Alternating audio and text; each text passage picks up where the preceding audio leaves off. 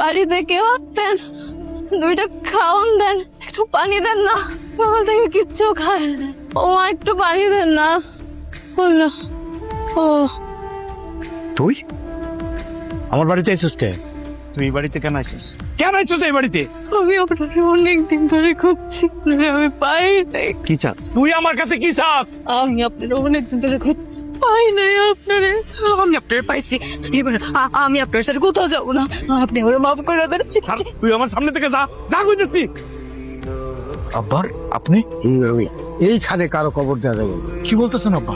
হ্যাঁ, তোমার মায়ের কবর এইখানে দেওয়া যাবে না। তোমার যেখানে মন চায় সেইখানে দিয়ে দেবো না। আমার মা মারা গেছে আর তার লাগে একটু কভার করতে দিবেন না আপনি? হওয়া দিতেছি না, কারণ তুমি এই বাড়ির ঘর জামাই। এতদিন তুমি আর তোমার মা আমার ঘরের উপর বসে বসে খাইছো। তোমার কোনো জায়গা সম্পত্তি নাই, অতএব তোমার মায়ের কবর আমার বাড়িতে হইব না। চাচা কাজটা ঠিক করতেছেন? একটা মৃত মানুষ, তার আপনি কবর দিতে দিতেছেন। এই মেম্বার, তোমার যদি এত মায়া লাগে থাকে, যাও না তোমার জায়গা নিয়ে দাফন করো। কাজটা কিন্তু আপনি ঠিক করতেছেন না। একটা মানুষ মারা গেছে আর আপনি তার কবর দিতে দিতেছেন না। তোমার যদি দিলে এতই কষ্ট লেগে থাকে স্বামীর জন্য, তোমার জায়গা নিয়ে মাটি দাও। আমার কি অত জায়গা জমি আছে যে আমি ওর মায়ের কবরের জায়গা দেবো? তোমার ভিটা বাড়ি আছে না, যে ঘরের সামনে উঠান, উঠানের মধ্যে নিয়ে। এই মিয়া, আপনি কি বলেন? আপনার মাথা ঠিক আছে? আপনি যদি আমারে ফলাইতেন, কইছে মুখ নদীতে আমাকে বাড়ি ঘর সব ভেঙে গেছে। আপনি তো আশ্রয় দিচ্ছেন, আমার মারে আশ্রয় দিচ্ছেন, আমারে দিচ্ছেন। এখন আমার মা মারা গেছে, আপনি যদি দাফন কাপড়ের ব্যবস্থা না করেন, আমার মাল লাগ কই যাবো? আর কোনো জায়গায় তো যাওয়ার জায়গা নাই।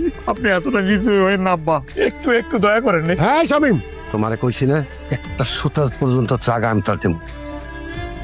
এই তুমি কি করতেছো? এদিকটা তো আমার সর্বনাশ হয়ে গেছে। যা খুশি হোক, তাতে আমার কিচ্ছু আসে যায় না। দেখতেছেন আমি শাস্তেছি।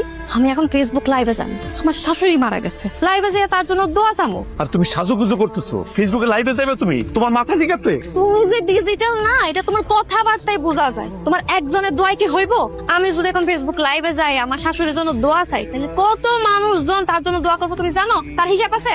আরে রাখো তো তোমার লাইফে, এদিকটা আমার বিশাল সর্বনাশ হয়ে গেছে, তুমি বুঝতেছো? কি সর্বনাশ হইছে? তোমার আব্বা আমার আম্মারে কবর দিতে বাধা দিতেছে, আমি কোনোভাবে কবর করতে পারতেছি না। খবর দিতে দিব না তো। আম্মারে জমির মধ্যে কবর দিলে নাকি জমির অবশ্যই হইব, সেই কারণে সে বাধা দিছে, আমি কবর করতে পারতেছি না।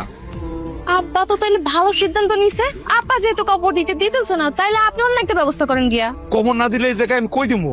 আরে কোথাও একটা দিয়া দেন, মরা মানুষ নিয়ে এত চিন্তা করে লাভ আছে? ব্যবস্থা করেন কোন একটা। যান, কি কইতেছো তুমি?